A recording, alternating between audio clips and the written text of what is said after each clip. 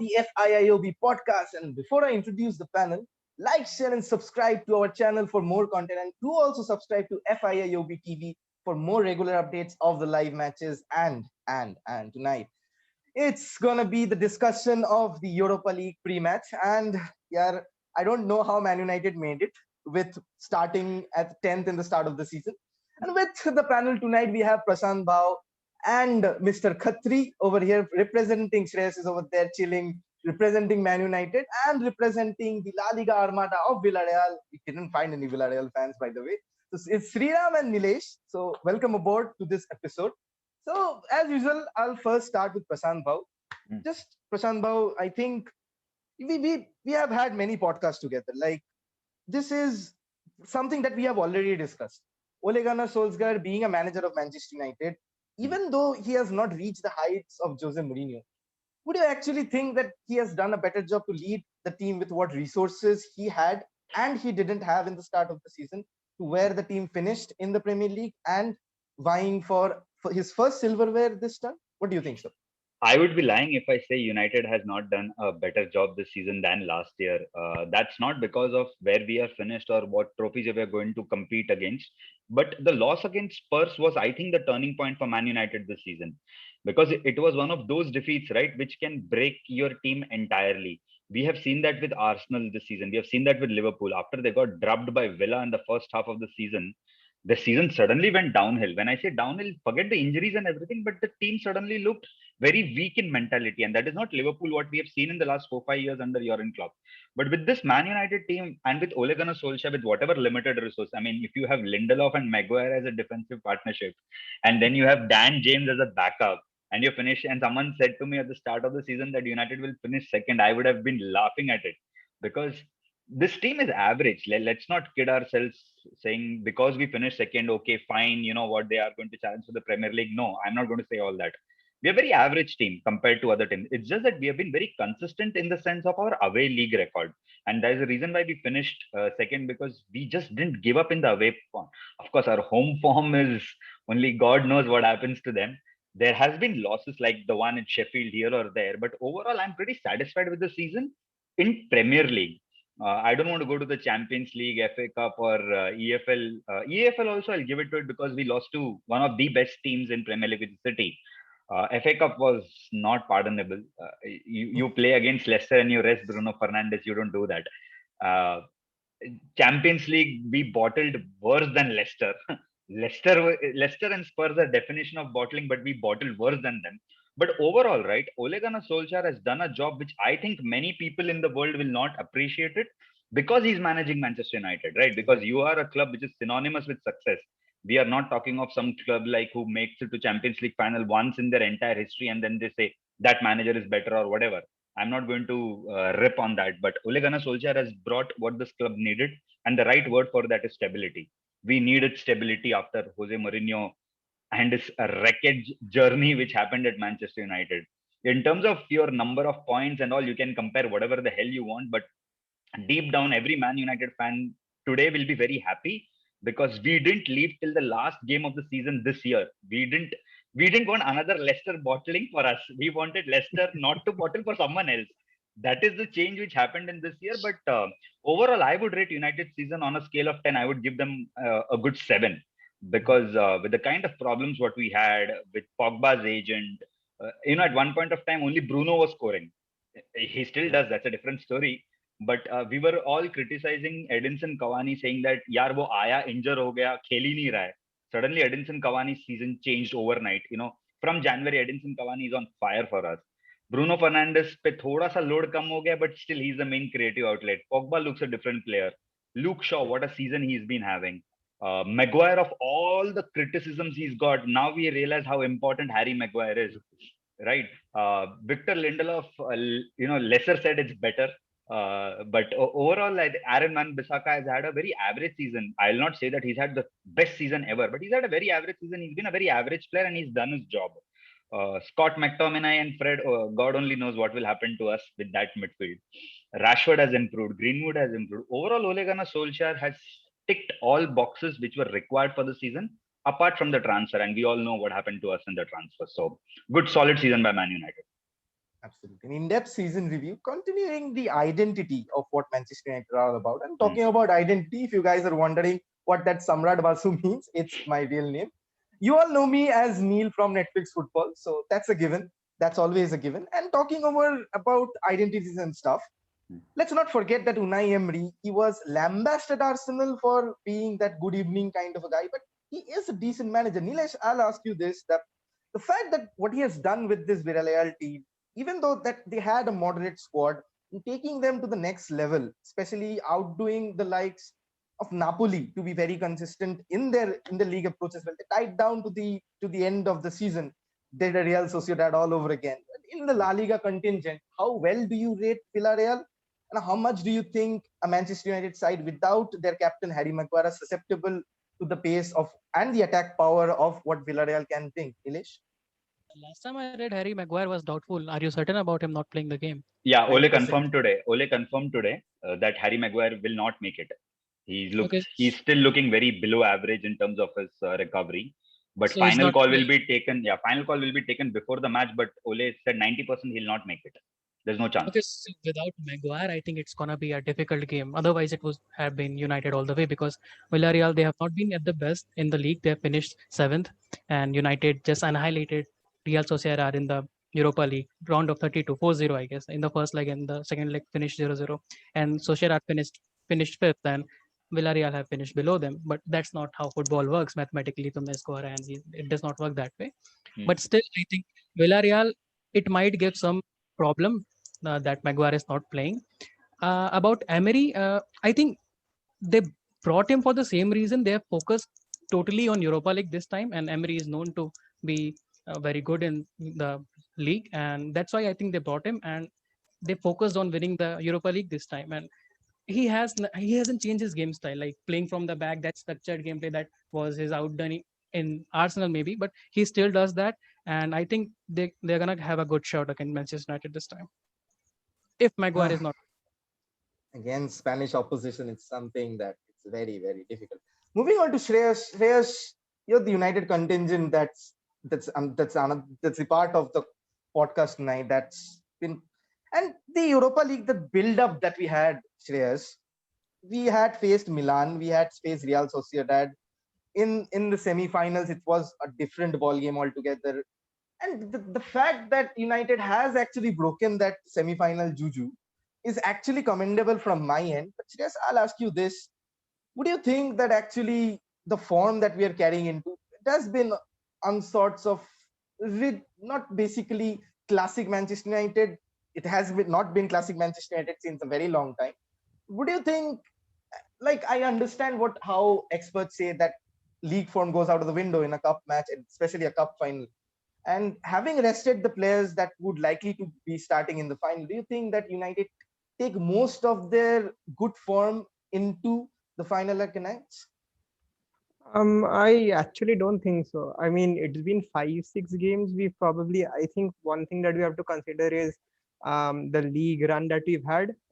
Post Via, we had 2 games in 4 days. Then we had, what do you say? We had Fulham, and then we have this. And then in 3 days, we have a Europa final. So I think Solskjaer had a very tough hand just to rotate players from the Roma second leg to today. So I understand him not playing players because if we injured another player by mistake, it would have costed our final, which is I think a worse thing than getting an off-form player on, because we know Bruno and Rashford can have bad games, but we also know they can create magic moments out of nowhere. And another thing is, I'm not really sure because this is a knockout game. A knockout game, anything can happen. I mean, I can look at a 4-1 Villarreal, I can look at a 6-3 United. I mean, it's a one-off game. If this was like a best of three game, I would have been probably a bit worried because of our form. But it's a knockout game. You never know what's going to happen. I mean, we've gone into knockout games expecting a win. Sevilla last season, Leicester this season in the FA Cup, we've lost. So I'm not really that worried. I think the team should be quite motivated to win this game ideally. Obviously, Villarreal is also playing for quite a big deal. They're probably, I think they're out of the Europa League spots also. They're in the Conference League, Hmm. right? So Right. that also Yes. is a motivation for them to win because they get Champions League directly, which is a big monetary boost for them. But ideally, I think that um, we shouldn't be looking at our past form because it was a necessity. We couldn't have played a strong 11 versus Leicester. Liverpool ke against just individual mistakes ke liye haar gaye. Fulham also didn't convert our chances, so we drew the game. Today we somehow won. I don't know how we won today. We actually really we played very good in the first half. Second half, pura draw hua. So I'm not really worried as such. That's a knockout game. Anything can happen. So I'm not really that worried about our previous form. I will be worried about the game because Villarreal is quite a good team and Unai Emery is a Europa League specialist. But considering a past form, I'm not really that worried looking to this game. Unai Emery, Europa League specialist. The fact that they have overcame Arsenal of all sides. Come on, let's not banter about Arsenal. This is not. Let's not make it an Arsenal banter show.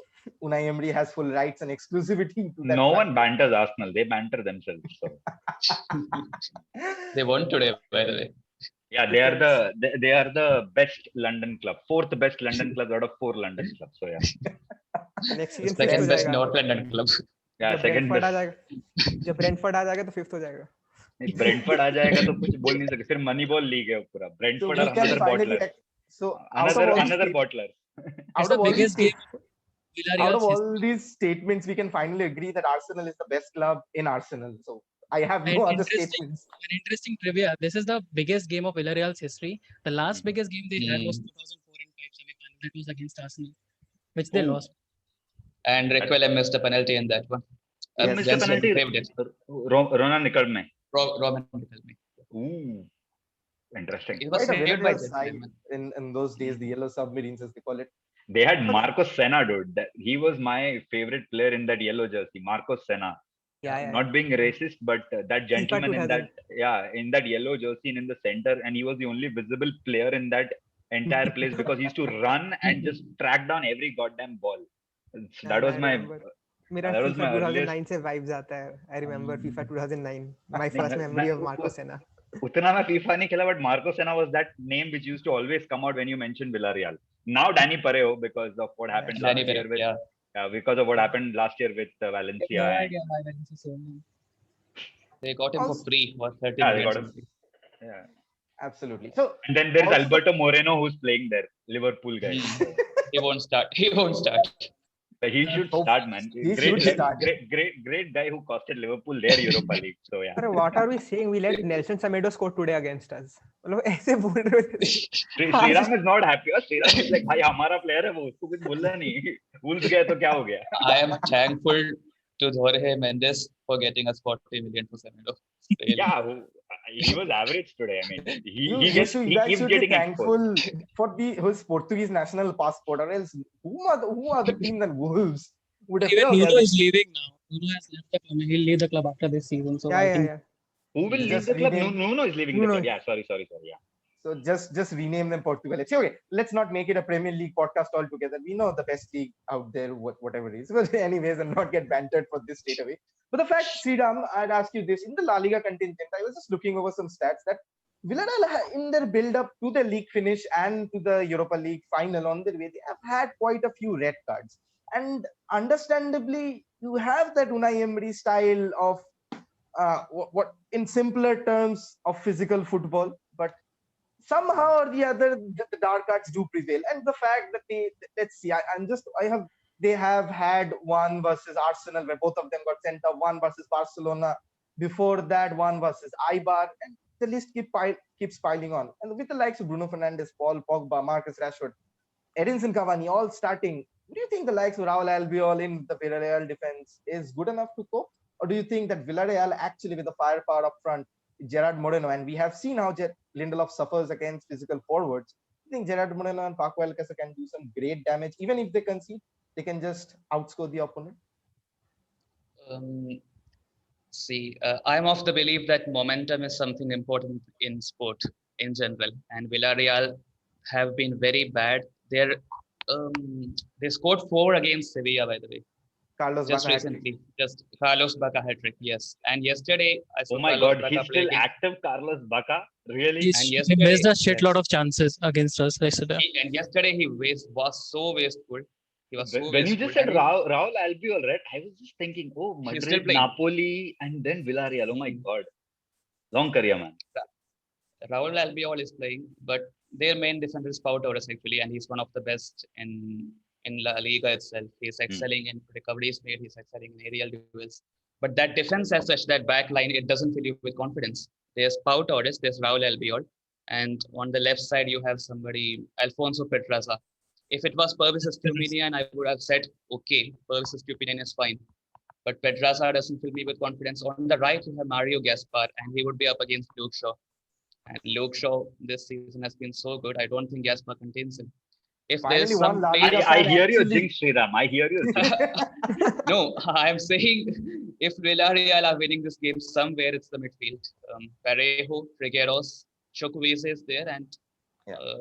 they might go with Coquelin with that muscle. But if they are winning some place where I see some place, and I'm not talking about Bruno, if I'm saying, let's say, if you're taking Parejo against McTominay or Fred, I think Parejo wins that duel, and that's the same goes for Trigueros. Trigueros has been so good. And because Maguire is absent, I think Gerard Moreno is a problematic person to deal with. And these Villarreal players, they keep moving around. These fullbacks push high, these wide midfielders push inside. Moreno drops, he goes front forward. Becca is the one, like, I don't fancy Becca in that team starting, but again, because he scored a hat trick recently, you cannot take an informed player out of that place. So if Villarreal are winning this tie at some place, it's the midfield. It's got to click. It's Parejo, it's Trigueros, and these players, if you see their stats, they are actually top 20. 3 of their players are top 20 for short creating actions, and Parejo has created more than 100. He's in top 5, I think. That he's the main man. Parejo is the main man. This And Villarreal if you team is stop- giving me all those weird vibes. Okay, Francis Coquelin, But their defense is Etienne Capoue, Paco, Etienne Capoue. Paco Alcácer, yeah, Yes. yeah, right. Carlos Bacca, all these Capoe players. is gonna play. Yeah, and all these Capoue players. might When play. Ibora is also there, right? Vicente Iborra is Vicente injured. Iborra is- He's Iborra is injured. injured.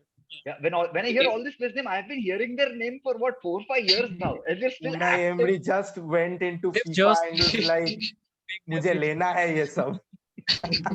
Alberto Moreno out of nowhere. I'm like, अरे यार, Moreno, इसको छोड़ के yeah. कहाँ गया अभी? And then Villarreal final Europa League. It could just be one of his redemption time, you know. I know Yeah. entire Liverpool fan base will be with Villarreal anyway. So Aren't they always? Gaspar has made over 400 appearances for them. He's still playing. And yeah, but you made a very interesting point about Pau Torres. I mean, all the top clubs in the world are keeping an eye on him. Everyone want Yeah. him in the summer. Exactly, But don't but worry, we then- will not buy. We have Lindelof, so we'll stick with him. No, but Sriram, I'll take you from this that the fact that Pau Torres and Raul Albiol, as you said, their defense, even though Pau Torres is being mooted, but their defense is not quite up to the mark when it comes to pace and interlinking play, primarily because of the mobility of the pair. Now, the fact that how United play and Bruno drops in the holes, you think about a Francis, as you mentioned, a Francis Coquelin for the muscle in midfield. So, I'll ask Prasant, I'll take you to this. If you go against a duel up against a McFred and Danny Parejo and Manu Trigueros, obviously on paper, the classier are the ones in the yellow. But the fact that McTominay and Fred have surpassed expectations when it comes to classy oppositions, and the fact that they have Exactly. fucked up many times more than what we can count upon, does it really paint a picture that what stability is in that midfield, as Sriram was taking on his point that I have a very Villarreal- weird feeling, man. In this game, right? I think one of McTominay or Fred will start, and I think there's a weird chance that Nemanja Matic or Van de Beek will play in that pivot role. Van de Beek I have played a feeling- pivot role I today. have a feeling he played double Yeah. pivot today. Yes, He played double pivot today, and he was Hmm. excellent. he was very good. Yeah, Probably Ruben our man of the Neves match didn't- today. Exactly. Among Ruben Neves didn't even have a sniff in the game because Ruben Neves dropped deep in order to take Van de Beek's position, and Van de Beek just ran him all over. One was And he Ruben played Neves. very and well you- today. Yeah, and second was Adama Traore's runs, right? Van de Beek made sure that he did not get a lot of free space. That's an intelligence aspect which Van de Beek brings. So I have a very weird feeling that way that, you know, I think it will be Fred and Van de And Beek. Van de I don't Beek, I think also feel. yeah, I But don't Tom is think injured also. I don't think he's going to play. I actually is don't that. think. Yeah, one is that he's injured. Second, I don't think this is a game for McTominay because he's fodder for Danny Parejo.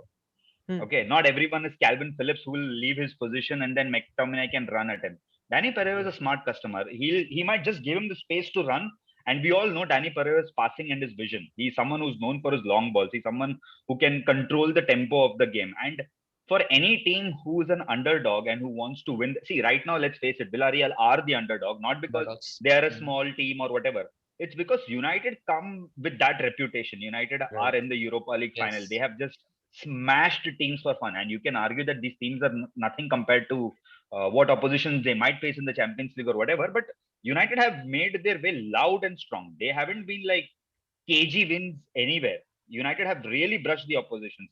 You talk about Sociedad, who were one of the best teams in La Liga. United brushed them Granada. off for fun. That Granada, so physical team, right? AC Only Milan, Milan was a bit of Even challenge. Milan, we should Milan, have done it. exactly. Two In the opening first leg, goals. Yeah, we In should the have first first leg finished it was cagey. Second leg for first 20 minutes, Frank Casey, suddenly someone told Frank Casey that you are Gattuso. So he was all Gattuso mode.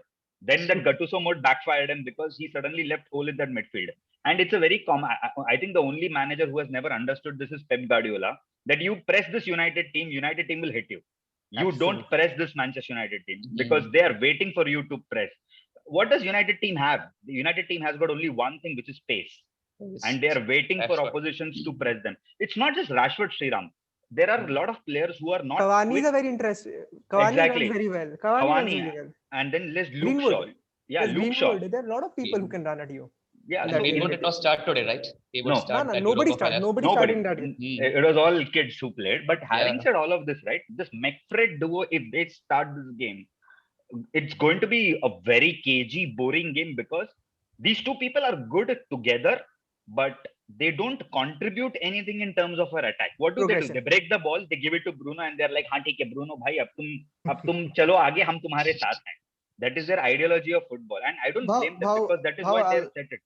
I'll tell you this, that the fact that we are talking about McFred, we also forget the fact that United always suffer when other teams try to do a United to them, like sitting back in deep blocks. And whenever there is a deep lying playmaker who can distribute balls and, as you said, command the midfield, United start to struggle. We saw the likes against, even though it was a very depleted United squad today, Ruben Neves in the later half of the match was actually dominating the game. Before that, he did not have a sniff because United were playing so wonderfully well. And other facts, even against Leicester match where Tielemans was dropping, NDD was dropping. NDD was fire that game. NDD just rocked that midfield. He took those cheap fouls. People can say that is rash. Ref should have given him yellow card and all. He did his job. That's what a defensive midfielder is supposed to do. Play the cheap card. And that's what Marco Verratti does all his life, right? That's what he picks up those professional cheap fouls. And we laud him as one of the best midfielders. That's what a defensive midfielder is supposed to do. That's what Nemanja Matic did all his life, man. Even today, Matic's tackle were not clean at all. You look at the tackle, what he had on Ruben Neves today, it was not a two-legged tackle, but an outstretched tackle, which could have got him a yellow card, but it was very clean tackle. He got the ball. So, okay. A defensive midfielder is supposed to do that. McFred, I honestly don't know why Fred gets the criticism. McTominay is equally to blame. Just because he's from youth product, he's young, you don't give him that leeway, right? McTominay, more often than not, leaves that midfield hold. Fred is on his own. And let's not forget that Fred is not a defensive midfielder. He's a box-to-box midfielder, just like McTominay. But you give him that leeway that, you know what, McTominay is still young, there is a higher ceiling, he will develop, etc., etc. Obviously, the entire pressure comes straight on that single player, which is Fred. I am not ripping them apart. My point is this, that they are good. They are decent at best. But with this midfield duo, can you actually win a title? Forget Premier League for time being. When I look at a Europa League also, someone like a Danny Parejo is playing. Even someone like a Francis Coquelin, if he starts in that game, right, he will take these two for a run because we have seen that him in Arsenal team, right, Neil? We've seen that Francis Coquelin does it. He does it on a consistent basis. He likes players charging on him. Jonjo Shelby of Newcastle does this. And we always struggle against Newcastle because they have one player who always wants this midfield duo to target him so that they get that space in the midfield, pass the ball, they will run it. And we all know United are not great in defending teams who are very quick. PSG was one outlier where Axel Tuanzebe had a brilliant game. But every other team where we have conceded, forget set pieces, if anyone who hits us on pace, suddenly we don't know what to do because Lindelof is not quick. Maguire is anyways not playing, but he's not quick. Luke Shaw can track. Luke Shaw can track back. Not just pace, but teams who move the ball quickly, and the epicenter of that needs to be someone like a Danny Parejo. Okay, I'll take it to Nilesh. Nilesh, deciphering the fact that how Villarreal finished the season, understand that they have boggled off the thing. One player I would like to ask you about in depth from the La Liga part of the matches that you watch is Samuel Chukwueze. The fact that he had a stellar African Cup of Nations a year back or so, and the fact that he was linked with a lot of big clubs. He has the pace, has the trickery. He was supposed to be the next Nigerian Messi or something of that sort. Suddenly, yeah, everyone is the next Messi. Even I am the next Messi with a torn ligament. But anyways, the fact that he is one of those players who's unpredictable. You get a 6 or a 7 out of 10 performance at his worst. And the fact that when he starts to tear it up, would you think the likes of Luke Shaw, even though he has had faced a lot of quick defenders, quick wingers, would you think the fact that an unknown quantity in him is, we understand the left-footed winger in Nicolas Pepe where Luke Shaw struggled like anything. And something of that sort is Samuel Chukwueze. So would you think that Luke Shaw might just have his work cut out for him in that match? See, whenever we play against Villarreal and players like Chukwueze, they are always a threat because they somehow, get into the box and, make efforts. But I don't think Chukwueze is going to play because he has not played the last few games. And it is actually Manu Trigueros is going to be a real threat because I think everyone is giving too much credit to Daniel Perejo. But Trigueros, I don't think Chukwueze will even play. Trigueros is the main brain of the Villarreal team. He makes the team move. Makes them move into spaces. And one thing they do is that when during the counter press, they create a 2v1 against the left back. If I can, just share my screen, I'll show you. Wait. Host has disabled this part. Enable. Now you can do it. I just allowed you. Okay. I'm sharing this. Okay, so see this. I don't think Ebora is gonna play because Ebora he's injured for what long while. So if Capoue plays here, take care. Not. I don't think Coquelin's gonna play. If Capoue plays, he drops in deep. All right, and if Cavani, I don't. Does he press a lot? Like, is he a good presser? Yeah, he does. Yeah, excellent. It does. Cavani will press centrally and press, and then Capoue will pass back to Asenjo, and he'll press centrally to Asenjo. And what they do is they open up the center back. So they like if he passes to Albiol, he'll receive the ball as a fullback. The center back split wide. Now, well, like the number who the Rashford plays at left wing, right? He'll Correct. play at the left wing. So when Probably we'll see him out from wide right because Pogba will play that Pogba will left play attacking probably. Possibly, yeah, midfield. quite possibly. whoever he presses Albiol, right? Then Albiol will he'll be pressed, and then Trigueros will be in space here. Okay, Trigueros will be in space. He's very intelligent in the ball. Now Rashford will be pressed by Gaspar, and they will try to they will try to create a 2v1 overload on the left back. And that's gonna be, I think, Luke Shaw will be nullified because he has not been having the best of the games recently. He has he's a good player in the Premier League this season, I guess. But for the 4-5 games, last games, he has lost that spark for me. So I don't think that's gonna be this guy Trigueros. He'll be the main.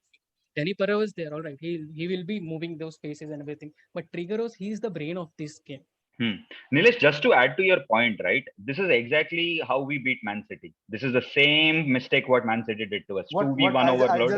I'll just cut off now for 1 second. Yeah. Nilesh just forgot someone in the name of Bruno Fernandes who just presses everyone for fun, and Manu Trigueros, he would know that a defensive midfielder pressing him is pressed by Bruno Fernandes as well.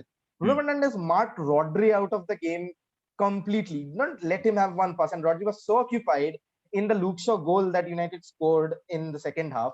Rodri could have cut up the position that Cancelo could have taken.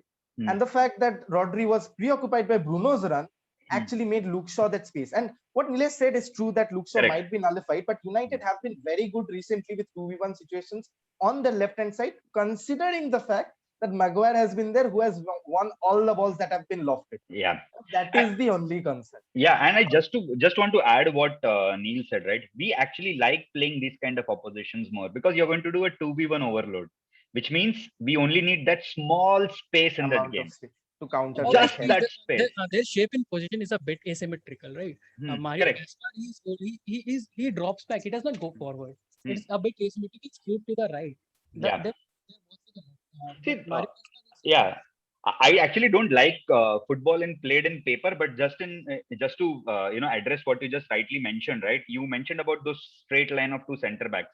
We actually like that kind of teams. What happens in our case is that we have a 4-2-3-1. That's how basic football we play. But our 2-3-1 suddenly becomes a 5-man striking team because they're all at your face. When you do a 2v1 overload, if out of your back 3 or 4, if one of them gives that small space, right, it's game over. Then there is no second chance for a United team, especially if you have someone like for example, right, if you observe our game against Burnley or Bournemouth last year, they did only one mistake to Mason Greenwood. They gave him his shooting space. That's the worst mistake you can do against Mason Greenwood. I'm not a huge fan of Mason Greenwood playing on the right wing because he's got an instinct of a striker. So more often than not, right, like the Leicester game where we drew, he missed a one-on-one chance because suddenly there was this doubt which was in his head, which he should have ideally finished it, but didn't. Whatever happens, a 2v1 overload is the kind of situation what we really like. In order for United's attack to be nullified, right? If I have to be the devil's advocate, the main player who can actually nullify United's attack is Pau Torres, because Cavani is, as a player, likes defenders who can be bullied, right? And he usually wants to play with the back to the defender because he likes the defender's push. It kind of instigates him to play the defender more. You observe any Cavani goal this season, before the goal, if you replay the footage for 2-3 minutes, you will see that he's already getting inside the mind of a defender. For example, the Spurs goal which he scored, the Hugo Lloris save. Yeah. So I think it was Davinson Sanchez who played, I think, in the left center. Reguilon. No, not Reguilon. Center back. Who was the center back they had? Eric Dyer. Joe Rodon and Joe Rodon, correct. Joe Rodon. And he kept triggering Joe Rodon here and there. He kept dragging him to the left wing, dropped there. He gave him a corner, like, haan, theek hai bhai, tu goal kick le le. The next time he dragged him to the midfield. And the third time what Edinson Cavani did is he just became invisible for Joe Rodon, because Joe Rodon was only looking at Cavani like, acha, his back is to me. Cavani waited, passed the ball to Bruno and just ran. And Joe Rodon was now suddenly caught in a situation because he's got Bruno with the ball who can pass versus Edinson Cavani who just ran. Who do I look? Any sensible defender would do what Joe Rodon did. Stop the guy with the ball, because if the ball goes, then only Cavani has got a chance, right? That's exactly what Man United wanted. Rashford and Cavani both suddenly went inside. Bruno had two options. Joe Rodon was caught in a place which he did not know what to do. Obviously, a very young centre back. Amateur mistake. It's a very amateur mistake, and I don't blame him at all. When you play against some world-class players, they are waiting for you to make that mistake. And Bruno Fernandes delivered. Cavani hit. Unfortunately, Hugo Lloris saved and then spread from out of nowhere. Suddenly, you saw 6 United players inside the box because of one single mistake of Joe Rodon. And it's not to blame the kid. It is just how Man United function. They wait for the defender to make mistakes. Absolutely. The fact that Nilesh was saying that in the Manu Trigoros situation that he showed, United actually counter the 2v1 overloads with 3v2 overloads themselves, but Bruno actually pushes on the left slot, partnering with Pogba, close channel, close control, one-touch play, and suddenly there's a break of press. Somewhere down the line, Cavani makes a run. And you remember the header that we scored where Bruno made that, I don't remember if it was Bruno, Rooney's header against Milan all those days back. That was ideal running in behind by Cavani. And I'll go to Shreyas on this, on the Bruno Fernandes topic. The fact that he has had 28 goals and around close to 20 assists this season. It's a long time since any player has scored 30 goals. I don't think he will reach that mark. We don't know whatever comes, but 2 goals is a big ask in a final. If he can do that, nothing can stop us in that. But the fact that he is probably the vice captain of the team at this moment of time, considering the fact that De Gea has not been given the armband, would you see him actually leading? Because we have not seen probably the best of Bruno Fernandes when he is a captain statistically. Form goes out of the window. I think, sorry to cut you, from Feb, we have not seen the best of Bruno Fernandes. Bruno Fernandes is still getting a goal or assist, but he still is invisible in some parts of the game from Feb. Right. People have actually picked up the game from him. From what I'll ask Shreyas about this, the fact that earlier people used to press him and with his one-touch flicks and one-touch passes, he used to get around them. Now people are letting him have the space, letting him make the decisions. Other than unforced errors, he's being forced into making forced errors. And that's how the fact that actually people have coped somewhat in the way with Bruno Fernandes. Shreyas, I'll ask you this, that how much of a big role, or if possibly the biggest role, does Bruno Fernandes play in the final? And overall, how much, continuing his form from last January, how much has he been a revelation to a Manchester United side, building on towards the near future? think one thing that we notice is yes, probably from February there has been a slow drop in what you would say productivity from Bruno, but his form has. I think people have started realizing low blocks are a much more efficient solution to United, which is why we're having a kind of trouble in breaking down teams itself. So one example is the Leeds game where Marcelo Bielsa just played what is So completely unlike unplayable. Leeds, right? So unlike Absolutely. Leeds. So They just why? brought Even the the Because Liverpool game, even the he, Liverpool game, I unlike mean, of Liverpool game I there are, understand because it's a big game. They didn't want to give away 3 points or whatever, so they took a defensive but approach. very there are there, uncharacteristic of Jurgen Klopp, isn't The it? Yeah, season is Shreyas. very uncharacteristic for Liverpool. So yeah. so there have been various teams who have taken very different approaches against United. So it's no longer press United. It's much more. So Bruno just basically, it's like तुम लोग आओ, you come at us, you do something rather than us forcing it into them, and that is why there has been a steady decrease in goals also. But this is also, but at the same time, it's not like since you demand more of a player now, you're seeing Bruno is the kind of player who forces passes more than he doesn't try easy passes. He definitely can play a safe game, like you've seen him play for Portugal when he plays a 8 normally, where he manages 80% pass accuracy and that, where Bernardo is more of the 10 and he plays Correct. more of a 8. But at United, he's given the role of keep play adventurously. You have a double pivot behind you to take care if you make a mistake. So I think we have maybe seen a drop in productivity as such, but I'm not really worried because Bruno can always create something out of nothing. We've seen like the Sociedad brace, then he's had the Roma game, 2 goals, 2 assists. वो भी एक ही penalty था, so I don't know. So I not really worried because Bruno as a player, he's still giving good performances. The goal that we scored against Fulham, the Cavani chip, let's be honest, a lot of it is down to Bruno itself for that. Maybe flicked, I have no idea, but that is also down to Bruno. So I'm not really. I think Bruno may come good, may not come good. This is like a toss of a coin, to be very honest. You never know how a player is going to perform suddenly. But yeah, coming to the second point, how much of, he's been, I think he's been very good. He's got about 60 goals and assists. Any United fan any sane United fan will like, yeah, unbelievable turnaround. United's form has changed considerably since he's come. We've probably got around 110 points in around 1.5 seasons. Possible 160 out of possible 140, we got some 110 or something like that. So I think that is that speaks a lot about how good we've been under since he's come. He's definitely carried us, but one thing that I think a lot of people also discourages, a lot of players have also started turning up much more. So last season end we had Martial and Greenwood who started turning up. Start of the season we had Rashford who turned up. Now Greenwood and Cavani turned up. So you have Bruno and you have 2-3 players who can work alongside him. You have a functioning team. It's not like Pogba where he alone can change the game. Bruno works best when you have 2-3 other world-class players alongside him. But he definitely raises the level of the team.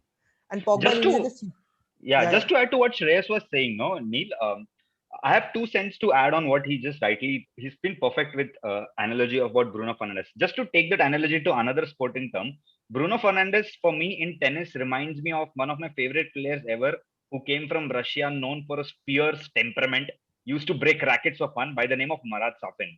Okay, the best thing about Marat Safin is that on his day, Marat Safin is unplayable. You just can't think about Marat Safin because the game is over by the time you start thinking. Bruno Fernandes is exactly that once he gets into the game. Once he's settled, once he's all comfortable in the game, there is nothing which stops Bruno Fernandes from doing anything. He in the last Leicester game, he did that outrageous back flick, and everyone was like, "What the hell is wrong with this guy?" And the ball went correctly, just like how Juan Mata passes.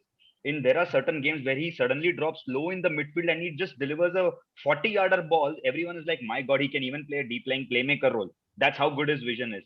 And there are days where Bruno Fernandes is invisible.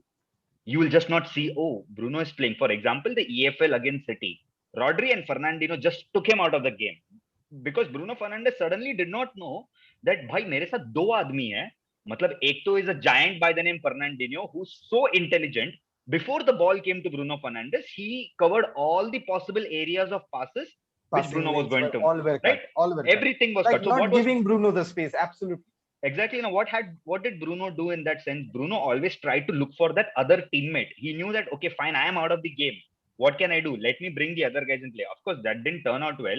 But what Shreyas rightly mentioned, right, with Bruno Fernandes, when he knows that he's out of the game, he will involve other one. Unfortunately, I'm not a Barcelona fan, so I don't know how to calculate pre-assist. But if you look at the goals others which other people have scored, That's sorry, I didn't mean to hit under the belt, but generally, I was just saying that if you look at, for example, Luke Shaw's assist for Edinson Cavani, who set the ball before Luke Shaw?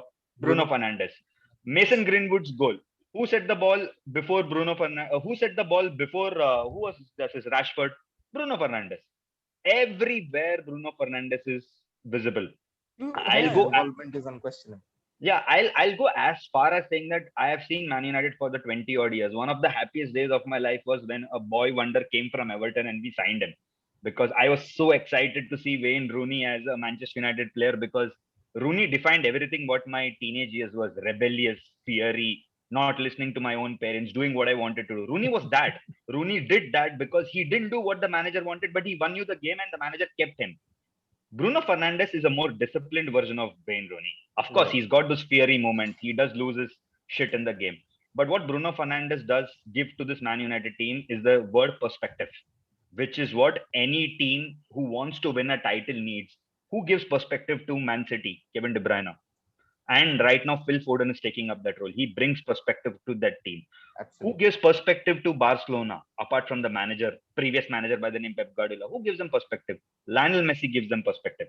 He makes the team tick again. And it's not just having the ball. It's not called ticking when you have the ball, when you pass, then you score a world-class free kick and you just stand down and say, ha, bhai, mera ho gaya free kick. Maine to goal maar liya. No, it's about those moments without the ball, which the team does. Who makes Real Madrid tick? Karim Benzema. With ball, without ball, Karim Benzema makes the team tick again and again. Think about it, right? Karim Benzema has a bad game, Madrid lose. Lionel Messi has got a below par season. First half of the season was below par. Barcelona was struggling. Bruno Fernandes, the game Bruno Fernandes struggled, we also struggle. Then we are dependent on someone else to stand up. That's the impact of Bruno Fernandes in this Manchester United team. Unlike City, where Kevin De Bruyne struggles, if I don't know if he struggled anyhow, if Kevin De Bruyne struggles, there are 4 other players who are ready to take up that role. Phil Foden takes up that role. Riyad Mahrez suddenly has taken up that role where he's a leader without a captain's armband. Bernardo Silva does not play regularly, but whenever he plays, he looks like, what? Kevin De Bruyne gaya khadde mein, ab main uska jagah lunga. That's the mentality which all the big teams in the world have. Unfortunately, Chelsea don't have it because Jorginho only scores penalties, but his name will not be mentioned because he's not Bruno Fernandes. So that's how the mentality of players change, and that's the impact of Bruno Fernandes for this Manchester That he can United shoulder team. that responsibility as well. Not many players can. He's giving direction, man. I always remember what Alex Ferguson said about Roy Keane. He's an extension of myself on the pitch. We don't know how Ole Gunnar Solskjaer is behind the dressing room. Of course, he cajoles all players in press conference saying that fine, it's a bad game, etc. But I'm sure he will be having his moments of losing his temper. Exactly. I think obviously that's true. And Bruno Fernandes protects this team like this big mother who protects his chickens. He protects the teams when needed. Suddenly, you saw Edinson Cavani getting into that fight against Roma, where he was pulling Rashford and McTominay off, saying that I'll take care of this. That is what leaders bring to this team, and that's why I say that it is not the 60 million for the goals and assists what we paid for Bruno Fernandes. It is a mentality, and in world football right now, there is no price tag for it. You can't pay those money for players. You can have a Lionel Messi or a Ronaldo in your team, but if both of them don't have the mentality to win, right, you don't win football games. Absolutely. Just before we wrap this up, just one final question to Sri now. On the fact about low blocks, I just wanted to pick it up that Villarreal have been good defensively. We know how rigid and Unai Emery's side is. The fact that what happens with United is United are so flustered by playing through the left, and you put a deep block and concise it to United's left, the spaces are cut, and we actually don't play out too wide. And the fact that it makes a deep block more frustrating than it usually is. And I'm sure Unai Emery, that the good tactician he is, have noticed that if we can notice that, he can definitely notice that. And the fact that Pau Torres or Raul Albiol might be slandered for the lack of pace, but they do make it up with intelligent positioning. So how much do you think a partnership of Pau Torres and, as you said, Mario Gaspar also tucking inside rather than overlapping would actually hurt United in the fact that where they try to create triangles in the left side of the pitch, and Villarreal might just they pull it off? Do you have a feeling, Sriram? No, I don't think so. You watched that Real Madrid game yesterday. It's like if they were in the second half, they were trying to sit back because they had to protect that lead. If they did not protect that lead, then Sociedad was in there for the Europa League spot. I just was there for the Europa Who League scored? spot. Modric So- scored the winner, right? Yes. Modric scored the winner, yes. Because he They had gave that open space suddenly in He had between. spots inside the box. Yeah. I saw the And- highlights. I and they suddenly should have saw they scored had more. space. They had And so much space. yeah, they had a lot of space. And Benzema Benzema actually scored a missed goal. the- It was rolled out actually, and that he Benzema got actually saved missed the for that sitter as well. and he missed I the think he sitter. scored one, he the- missed a sitter, something like that. I saw the Yeah. highlights only. I And- don't know the actual. And He even scored more 2, missed the sitter, 1 was rolled out. One was rolled out, and he had space for all of them, sufficient space for all of them. And one more thing with Villarreal, their goalkeeping has been tragic this season. Like Sergio Asenko is not playing not because he's not fit. Come on, he's been- every goalkeeper turns into prime Levi Yashin Oh. against Manchester United. We know that. I don't We know expect that. United fans I know really that. don't. He signed Lee Yesterday- Grant just because he had one good game in his entire career. He's going to be a coach at United now. We're going. We Asenko is a good Arre, keeper, Tom but Hitton. Asenko- Tom Hitton. Tom Hitton. You remember Tom Hitton? Yeah. Burnley 2016, Mhm. right? Yeah. Turn He into was Yeah. supposed to Jordi. be the yeah. next big thing everywhere, but भाई क्या हो गया उसको पता नहीं. And Even Geronimo Rulli is that the keeper. Arsenal second goalkeeper. Emiliano came in- Martinez. No, not Martinez, who just came in. Ranasson, against Ranasson. them. No, The no. Australian. Matt Ryan. Matt Ryan. Matt Ryan was From- phenomenal against From us. Brighton they signed him, no? Yeah. He was phenomenal against us at one point of time. Yeah, we have this habit of keepers turning into Super Come Saiyans. on, you have David De Gea. He's the best keeper of the world. Of the, Take him. 60 million is yours. We tried they have- actually. They have to work for But it. yeah, but I think you didn't have money to fix your fax machines. Yeah, but it's his loss actually. Sorry? His loss. He could have won a lot of UCLs. But I don't think his loss or anything, but yeah, that's how football works, right? No one's lost, but everybody's game. Okay, fact taken, point Yeah. taken.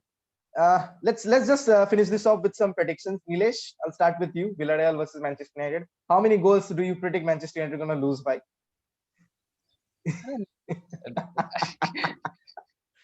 they'll actually win the game. They will absolutely concede a goal because Maguire is not playing and De Gea is playing in the goal. But of course, it's United. Wow. They're- He just said United will concede because they are playing in the goal. Fair play, man. I have this agenda against him. I cannot- प्रशांत मत करो अभी एक और post आ जाएगा. I saw his post, Czech versus David De Gea, right? And I was like, what is wrong with people now? Suddenly Czech. No, it was actually a reactionary post. But I really want to know his take on that. But anyways, we'll continue this after the Yeah. predictions. Yeah, go on. Absolutely. So it's gonna be United. United will win the Euro, but I don't think it's gonna be a big deal because they were not supposed to play in the Europa League. So it's a loss for them. But it's gonna be a big sham if they don't win it. But they have to win it. So something like that. Absolutely. We are playing Champions League football anyway, while Barcelona are trying to sign Memphis Depay on a free agent. Anyways, That's Shreyas- not that bad, man. I really No, love no, it. Depay is very good. Depay is Actually, I very think a good. very good season actually. No, no, बहुत अच्छा है. He's only going to be a free agent because he's not been offered a contract and he's rejected all contracts from Lyon. Off the record, Pirlo has just benched Cristiano Ronaldo in a must-win match because of some Yeah. financial. He already announced in the Mm. press conference that he will be benched because they had some mutual decision. He'll come off the bench if need be. Twitter, they are saying they have to pay him extra 5 million if he scores Correct. 30 goals. Correct. That's right. They have to pay extra 5. Okay, that's That- why my they benched God, him. the That's a- finances that's are all over strange. the place. Shreyas, your Yeah, prediction? यार ये बहुत tough है. 4-1 VAR और 6-3 United. मैं directly जा रहा हूँ. I was about to just Directly watching yell in that. abuse. I was like 6-3. Bhai, 6. I don't trust United. It could be anything between that. अभी Actually. Yeah, could be- actually. I mean, Yeah, we can turn up against Southampton and then we can get beaten by Sheffield. By Yeah, I Sheffield. know. हाँ, तो My ऐसा God. कुछ नहीं. Matter of Aren't 2 you the weeks. only team who gave Sheffield the away points this time? Yeah. No, Two not one. away. Home. Home. It was our home. Home She- points, yeah. Sheffield's away point. Sheffield's only away point. Yes, We are the third team in Premier League to have the unbeaten away record. One is Preston, twice Arsenal. United. Yeah, first time for United, 2 times were Arsenal. One was Preston in 1888-89, which was before Premier League. Arsenal in 2000, 2001, and 3-4 season. Whatever that golden trophy which they bottle it. Sorry, I don't use the word bottle for Arsenal. Yeah, whatever. You need to be a certain space to bottle actually. Okay, Sriram, your predictions for Europa League final? 1-0 United. I think 1-0 यार they ये win. एकदम ये score line नहीं होने वाला है I guarantee हाँ. ये United स्कोर is लाइन नहीं होने not वाला going to Right. keep a clean sheet. Not going to keep a clean sheet. 3-1 United 2-1 clean will. I sheet is think like a we will. myth for me now. United clean sheet is a myth. You just see Carlos Bacca what he did yesterday. I think you would change your mind because that Lindelof guy को got एक 4 or सब 5 chances. मैं 4 साल से Lindelof देख रहा हूँ मतलब मैं कल क्यों देखूं क्या Carlos Bacca, yaar. We have seen Sean Longstaff and Matthew Longstaff scoring goals out of nowhere, and we are like, that's the only league goal they've scored in their entire life. Come on. Prashant Bhau, Gerard Moreno, Paco Alcacer, Samuel Chukwueze, Danny Parejo. Too much for United? I have a very strange feeling that United will lose this game, not because I'm trying to reverse jinx it or anything. I think this United team is not ready to handle a final. That's what I personally think, But Villarreal is? It's not about Villarreal. I think Emery is. You could say Emery is. Exactly. I was about to say it is about Emery. Emery is. Right. We have never beaten Unai Emery, right? Ole Gunnar Solskjaer has never no beaten we have Unai we have Emery. we have Once I think 2-1 victory. I think Emirates पे. 3-1 Emirates वो 3-1. जब FA Cup FA Cup, FA Cup, correct. not in the Premier League. Not in the Premier League. And the reason why I say this is because it is not a disregard to this United team. I'm not saying that this United team can't beat 6-3. They can't concede 2-1. No. My point is this United team are coming fresh out of the block. There are a lot of holes in this team which is not plugged. And those holes are Unai Emery's biggest strength. For example, Unai Emery is very good against teams who are very quick. Entire Premier League did not figure United out till now that bhai inko jagah mat do, they will hit on pace. Only Emery was the guy who picked it very early. How did Emery play against us? Emery made sure that we play man to man. And when United are played man to man, these players don't know how to deal with it because they don't play this by actually Exactly. giving space to the United players. And United players don't know how to play man to man because they have not played any team in Premier League who play man to man. In a game like Europa League final or something, the game It's is very all risky about tactic, although Yes. a man to man. exactly risky, but it will disturb who more? United, because they don't know how to handle it. United know how to handle team who press. You ask Pep Guardiola, he will tell you, bhai, main 4 saal se kar raha hu, press, and they keep beating me every time. Okay. You ask Jurgen Klopp, he'll say the same. I tried to press them and they kept hitting on counter. You ask Marcelo Bielsa, he'll say the same. People who play low block against United, they will say that United wait for the chance, slowly and patiently they keep building, and they make you give a penalty by directly dribbling inside the box where a defender is so scared that poor guy has to put in a tackle and we get a penalty. Of course, then the penalty merchant, Bruno scores or whatever, but we force the defenders to make a mistake. But with Emery's team, right, Emery's team is very well drilled in the sense that he knows what is his team's capability. So he only plays to his capabilities. I am not a fan of such teams because those teams are a big hindrance to you. अगर तेरे को खुद का ability पता होता है ना, then you only push to a certain level. That becomes a problem for the opposition who's trying to win it because they are so obsessed with winning it, they'll do anything possible to win. That's when they make mistakes. And Emery will want to wait for that. That's why I have a very strange feeling that we might just lose 2-1, just like what happened in the Sevilla game. We kept dominating the game. We had 5-6 chances. Anthony Martial, Elias, Gabriel, Batistuta suddenly on that day went missing. And then what happened? We made only 2 mistakes in that game. That entire game, I can count only 2 mistakes. Brandon Williams missing it, and then got the goal. So on and so forth. Lindelof. Exactly. Those only 2 mistakes. So in a game of final, it will always be the big team who controls it. And whoever controls this game will win it. And I have a very strange feeling that United might just lose 2-1. And I'm sure one mistake is coming from Victor Lindelof. He cannot have a 100. He has had mistakes in the game against Liverpool, like the Salah, Mane, Firmino try. He just kept all of them at bay. But without Maguire, Lindelof is clueless. He needs Maguire. Maguire is that calming presence in his life. Unfortunately, his wife's gown doesn't help him much. So. But just to add, sorry to interrupt. Just to add, Nilesh, I just wanted to ask you, why that much hate to David De Gea? Just a curious question. It's not. It's agenda. Sorry? I was very excited when we signed him. Actually, big fan. Then that fax machine happened, and there were so many trolls. Like United tried to buy him, and then that game against Portugal. So I Cristiano Ronaldo free kick, it just slipped through his hands, basically.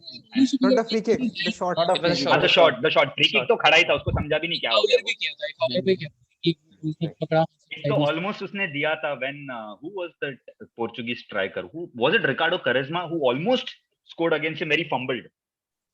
He fumbled in that. He did No, the one fumble he saved. Somehow he saved. God only knows how he saved, but he Did he- saved one fumble. याद I think it was नहीं, Quaresma. I think. after that game, I think he never came off his line, and his distribution was also not the very best. And they used to call him the best keeper in the world, which he was for some time. But not after that. So I made a post on that he's not in Sophia and they were all playing very good. The whole United batch came against me, like you don't know the screenshots. And fortunately for me, that's when his downfall started. All right. So after Yeah, that, but it's more vendetta than agenda. Nilesh. I'll tell you Come very on. I'll tell you very honestly with David Deya's situation. This is my personal take. Okay. David De has been a great servant for Man United. I'll be very stupid to say that he's not been a he will be a legend for this club. Without the trophies, he will be a legend because he's done things which a lot of people would have left. And there are certain people who left United at their best because the team was going down. There have been instances. And I don't want to pick out some legends' name because they're still legends of Man United who left United at a time where they put in some transfer request and then we increased them money and then he stayed and so on and so forth. I'll not go with that extent. But my point is this, Nilesh. Yes, David Daya is not the world's best keeper, and it's quite possible. You know, people do lose their sharpness, they lose their prime. But also think about this for a change. For me, one of the best keepers in world football was always Iker Casillas. Iker Casillas could not do mistakes. That was what I always used to think because a goalkeeper who's well in control of the box, well in control of the center defenders, is a top keeper. You don't make mistakes. The As well as kind of his mistake. phenomenal distribution that he had. Exactly. Victor Valdez for me is that most underappreciated Barcelona player because people will never appreciate Victor Valdez because Sergio Busquets took all the plaudits away. If there were some plaudits left, Gerard Piqué took it. If there was some more left, Carles Puyol took it. Most of the And there are no plaudits, flashy saves. yeah, obviously. and most of the plaudits were obviously taken by Messi, Eto'o, Henry, those guys because they kept scoring. Xavi, Iniesta plaudits का never भंडार. took the ball away as well, तो save करने का उतना chance भी नहीं. हाँ, but when there were moments where you needed Victor Valdez to step up, he stood up. And of course, later it went to a stage where his injury took a toll on him. He flopped, and then United, Middlesbrough, whatever happened. Now back to Barcelona as a case. Yeah. वो The तो same बहुत thing दूर is- जा रहे हो No, I'm saying the weekend- same thing. Same thing is happening with David De Gea right now. It is an end of someone's strongest ability as a keeper, and it happens to the best of the best players. I can name you 10,000 players who were at their peak for good 4 years. The best example is the same team of playing, which is Juan Roman Riquelme. For 4 years, Riquelme's foots were like a magnet. The ball never left Riquelme's foot. It was that good. And then we all know what happened to Roman Riquelme. I can give you a real-time example of Real Madrid player, who at one point of time I thought this guy will probably be Probably Exactly. a winner. Asensio. We saw Asensio and we were like, man, that is talent. That is God gift.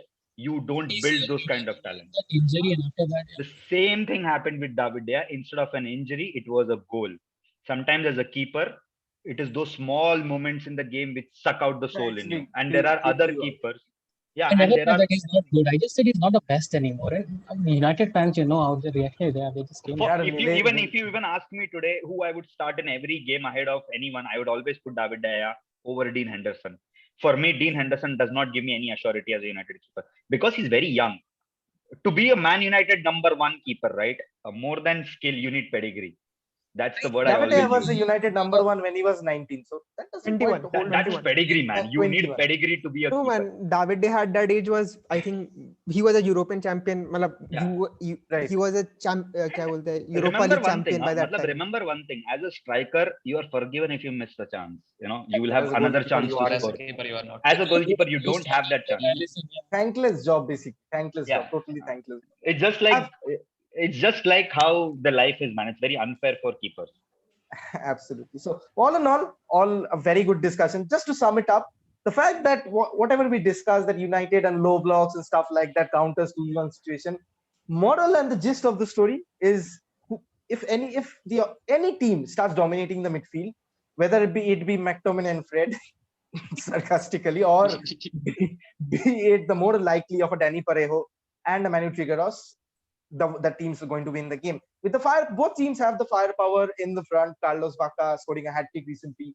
Gerard Moreno, Paco Alcacer with United, Cavani, Rashford, Mason Greenwood, all in form. Leaky at the back. So I think that it is evenly poised. And because the cup final, all the form goes out of the window, all the tactics drawn on paper goes out of the window. It's what those 90 minutes actually count for. So thank you guys. Thanks Sriram. Thanks Prashant Bhau, Nilesh, and Shreyas for joining in on the FIAB podcast. Do not forget to subscribe to this channel and also subscribe to our other channel, FIAB TV, where there are other live match analysis and producers that we bring you on. It was very fun to host. As always, this is your boy Neil from Netflix Football, and on the first time as FIAB host. And it's a very pleasant moment when Vinith Pau came in. So shout out to him for that. And as well, I had fun against Nilesh's agenda and Prashant Bhau as always, Sriram and Shreyas. Let's hope that it is one